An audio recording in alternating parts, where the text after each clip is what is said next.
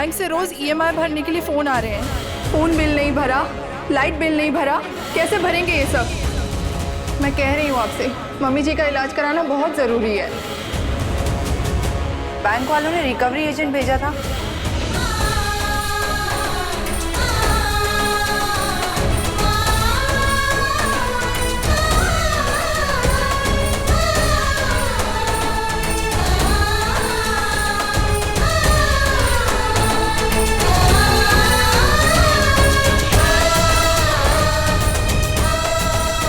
झगड़ा तो मैं गाना मेरा पेशा नहीं है। माता रानी के प्रति मेरी भक्ति है और मैं मेरी भक्ति का सौदा नहीं कर सकता।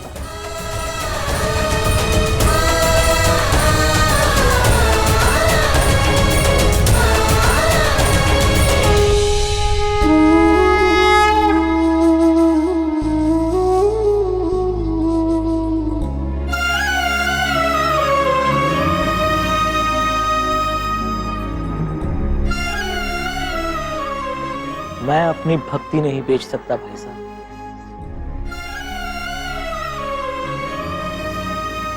हिम्मत दो माँ, इन मुसीबतों से लड़ने की हिम्मत दो। तो पहले से नौकरी नहीं मिल रही थी, ऊपर से सर्टिफिकेट्स भी घूम गए, तो नौकरी मिलना और भी मुश्किल हो जाएगी। बेटा, बैंक को घर चाहिए ना, तो दे दे। हम कहीं ना कहीं किराए के घर में रह लेंगे। ऐसे कैसे दे दूं अपना घर माँ? ये घर आप लोगों के लिए है माँ, और ऐसे किसी को ये सपना कैसे तोड़ने दूं?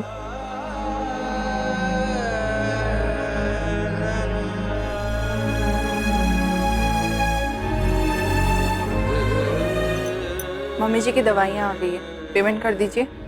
मैं अभी आया।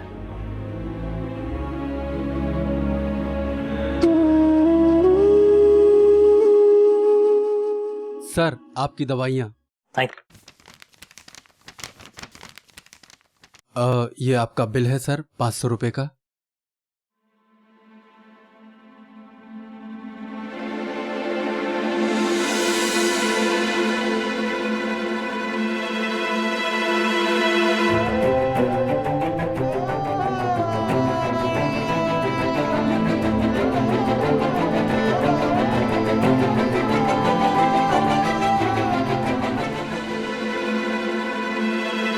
सॉरी सर, ये कार्ड तो चल नहीं रहा आपका।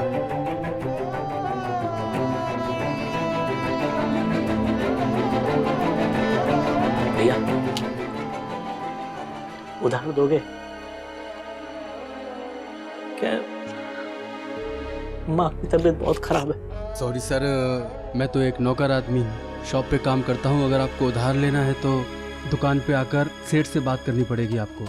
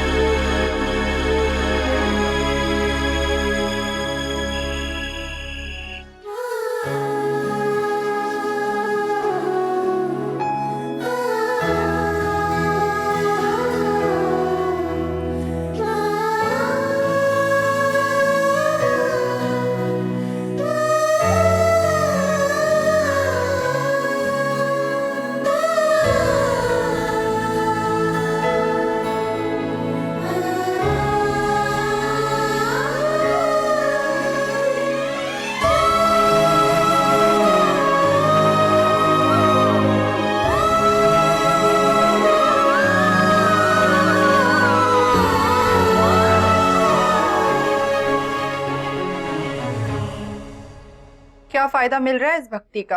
ये जो दिन रात तुम इनके आगे हाथ जोड़कर खड़े रहते हो, इन्हें कोई फर्क भी पड़ता है?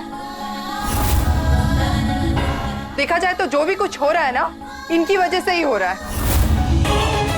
इनकी वजह से ही तुम्हारी नौकरी गई और अब तुम्हें कोई दूसरी नौकरी नहीं मिल पा रही। अरे कम से कम जगराते से जो पैसे आते हैं वो तो रख लो और बंद करो ही भक्ति। कोई फायदा नहीं है इस भक्ति का। ये तुम कह रही हो? अरे तुम्हें तो कितना भरोसा था मुझ पे, मेरी भक्ति पे। क्या मिला भरोसा करके अनिल? वैसे भी हालत तो बद से बदतर होती जा रही है हमारी। ऐसा कैसे बोल सकती हो तुम? ये मत भूलो रजनी कि आज हमारे पास जो कुछ भी है वो माता रानी की वजह से। और जो भी कुछ खोया है ना, इनकी वजह से ही खोया है हमने। नहीं, जो कुछ भी हो रहा है वो नियति है, और नियति तो खुद भगवान भी नहीं बदल सकते। अगर बदल सकते तो भगवान राम को वनवास ना होता, महाभारत का युद्ध ही नहीं होता। अगर किस्मत में मुश्किलें लिखी हैं तो खुद भगवान भी उसे नहीं बदल सकते। हाँ, भगवान अपने भक्तों को इन मुश्किलों में से निकलने का रास्ता जरूर दिखा सकते हैं, और मुझे अपनी भक्ति पर और माता रानी पर पूरा भरोसा है। वो जरूर कोई ना कोई रास्ता निकालेंगे। कब दिखाएंगे रास्ता? जब हम रास्ते पर आ जाएंगे तब? क्या जब हम इस घर से निकाल दिए जाएंगे तब? बोलो।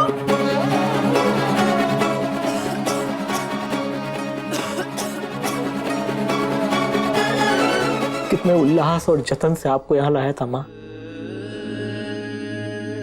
अब इस घर को बचाना सिर्फ आपके हाथ में है मां। बचा लेना मां।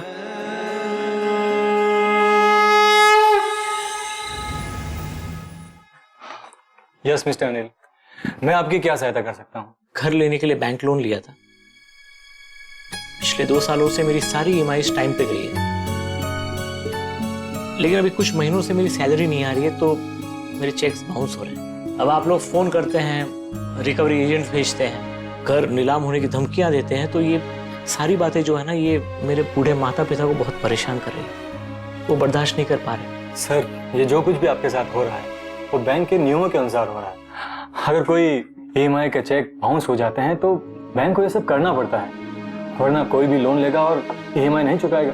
आप मेरा बैंक अकाउंट चेक कर सकते हैं, मेरी वाइफ का, मेरे पेरेंट्स का अकाउंट आप चेक कर सकते हैं। पिछले कुछ महीनों से हमारे किसी के भी अकाउंट में पैसे नहीं आए। सर, अगर आपने चेक बाउंस होने से पहले मोहलत ले ली होती तो शायद कुछ हो जाता। Sir please. सर प्लीज आप हाथ मत जोड़िए। आप दीजिए, मैं चेक कर लेता हूँ। देखिए, अभी थोड़ा मुश्किल है। अगर आप पूरे पैसे जमा कर देते तो कुछ हो सकता था, और या फिर कोई चमत्कार हो जाए, वरना आपके घर को बचा नहीं पाएंगे।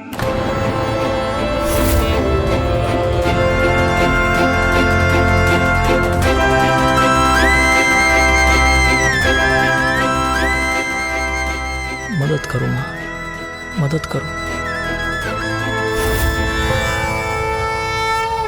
मिस्टर अनिल, आपकी किस्तें तो जमा हो चुकी हैं।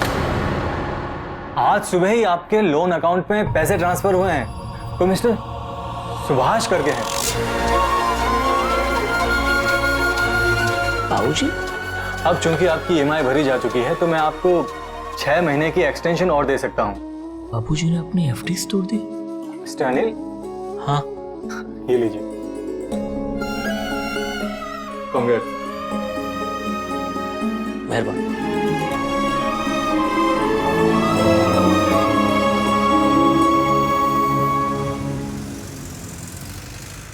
बाबूजी, बाबूजी, ये क्या किया आपने? बेटा तुझे कॉल कर रहा था, जल्द से जल्द हॉस्पिटल आ जा। बेटा, तेरी माँ। क्या?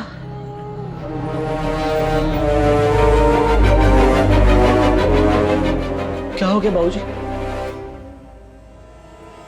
अचानक से हार्ट अटैक आ गया।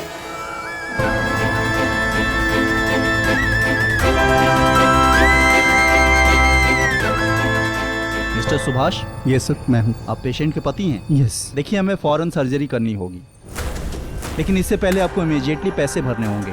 डॉक्टर साहब, लगभग कितने पैसे लगे? देखिए, एग्जैक्ट अमाउंट तो नहीं बता पाऊंगा, लेकिन कम से कम 5 लाख रुपए आपको जमा करने पड़ेंगे।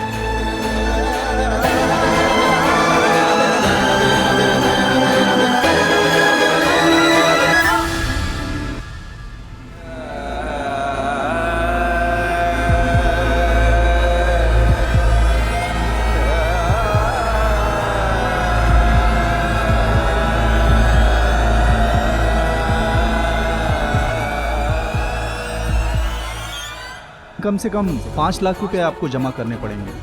कम से कम जगराते से जो पैसे आते हैं वो तो रख लो और बंद करो ये भक्ति। कोई फायदा नहीं है इस भक्ति का। मैं पैसे लाऊंगा बाबूजी। मैं वो सब कुछ करूंगा जो मैंने पहले कभी नहीं किया। जिन जिन लोगों के यहाँ मैंने बिना पैसे लिए जगराता किए, मैं उनसे पैसे मांगूंगा। कोई ना कोई तो देगा, कोई तो देगा मुझे।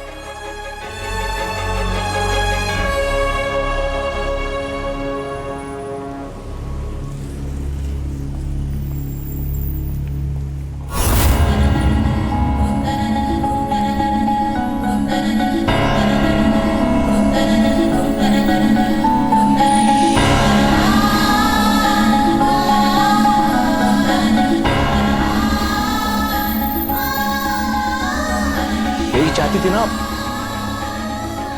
कि मैं हार जाऊं, चाहे कुछ भी हो जाए, मैं अपनी भक्ति को नहीं बेचूंगा। ये तय किया था मैंने, और मैंने ये सोचा था कि आप मेरी मदद करोगे इस फैसले को बने रखने में। लेकिन वाह, आपने भी ठान ली थी कि मेरा फैसला और हौसला आप तोड़ के रहोगी। क्यों मां, क्यों?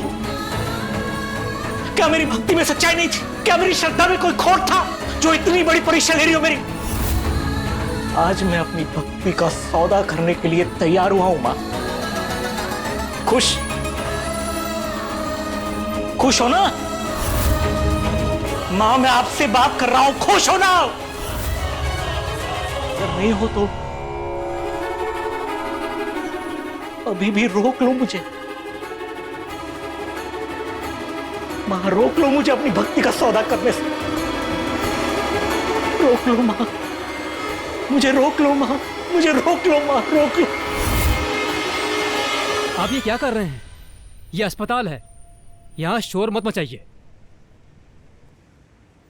अरे आप अनिल हो ना? भूल गए? आपने मेरे यहां माता का जगराता किया था और पैसे भी नहीं लिए थे। आप यहां क्या कर रहे हैं? क्या बात है?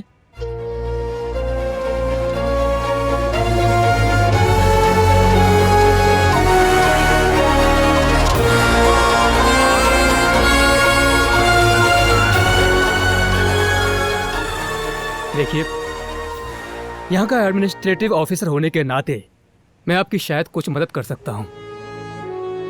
पक्का तो नहीं बता सकता, लेकिन कोशिश जरूर करूंगा कि अस्पताल आपको फीस पे करने में शायद कोई मोहलत दे।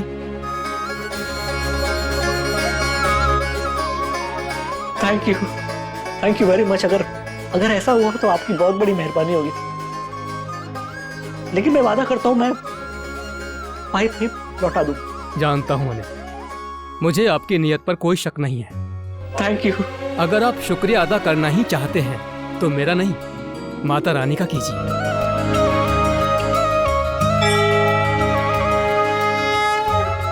एक्चुअली आज मैं यहाँ आने वाला नहीं था, मेरी छुट्टी थी, लेकिन एक इमरजेंसी केस आने के कारण मुझे यहाँ आना पड़ा। मानो तो ये चमत्कार, ना मानो तो संयोग। Don't worry, okay?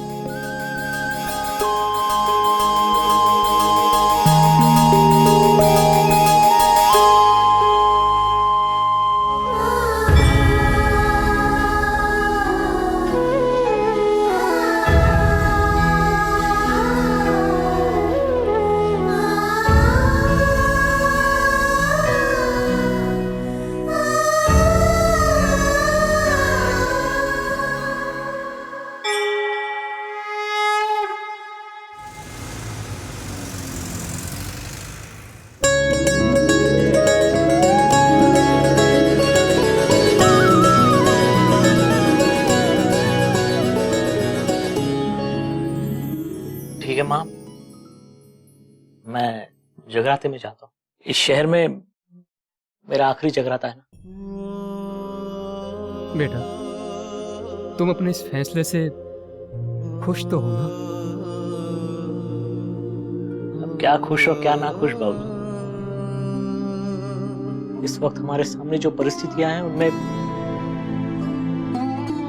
ये घर बेचकर गांव लौट जाने के अलावा हमारे पास और कोई रास्ता नहीं। जो भी पैसे मिलेंगे उससे बैंक की बची हुई लोन भरेंगे और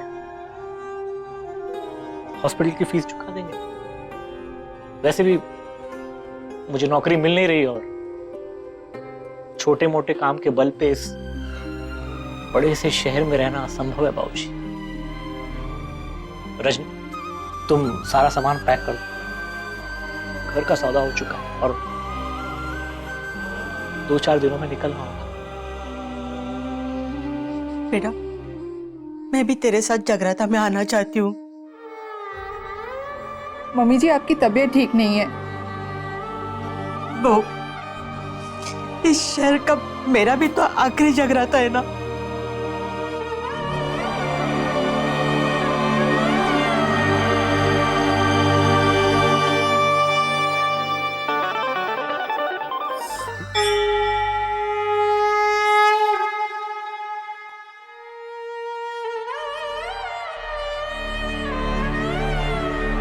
आप जानते हैं, मैं कभी माँ के जगरातों के लिए पैसे नहीं लेता।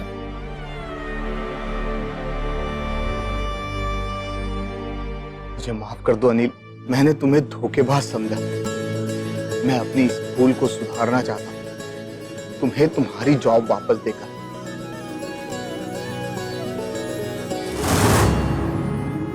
एक मिनट रुको।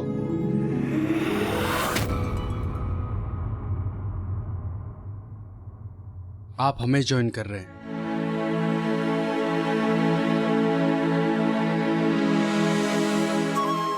हम आज ही इस शहर में आए हैं और आते ही हमारा सारा सामान खो गया। अरे माँ जी, आप? हाँ मिस्टर अनिल, मैं आपका बहुत एहसानमंद हूँ। उस दिन जो आपने मेरी माँ के लिए किया है, मैं उसे कभी नहीं भूल सकता। मम्मी ने बताया कि आपको जॉब की ज़रूरत है। अगर आप मेरी फर्म ज्वाइन करेंगे तो मुझे बहुत खुशी होगी। मैं आपको पिछली सैलरी से ज़्यादा सैलरी और पिछले पोजीशन से बड़ा पोजीशन आपको दूंगा। लेकिन सर, मैं आपके इस ऑफर के काबिल हूँ या नहीं? मतलब मैंने आपके सारे सर्टिफिकेट्स देख लिए हैं जो उस दिन आप वहाँ छोड़ आए थे।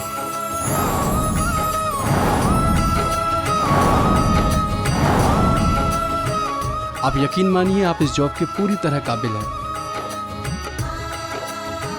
और वैसे भी आजकल अच्छे वर्कर्स तो बहुत मिल जाते हैं, मगर अच्छे इंसान नहीं मिलते। क्या आप मुझे ज्वाइन कर सकते हैं?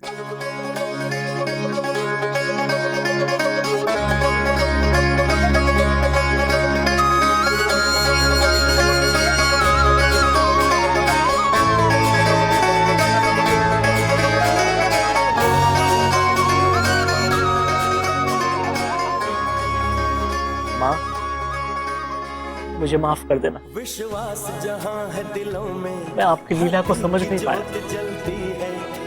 मुझे भी माफ कर देना माँ। मैंने आपके भक्त पर और आपके भक्त की भक्ति पर शक किया,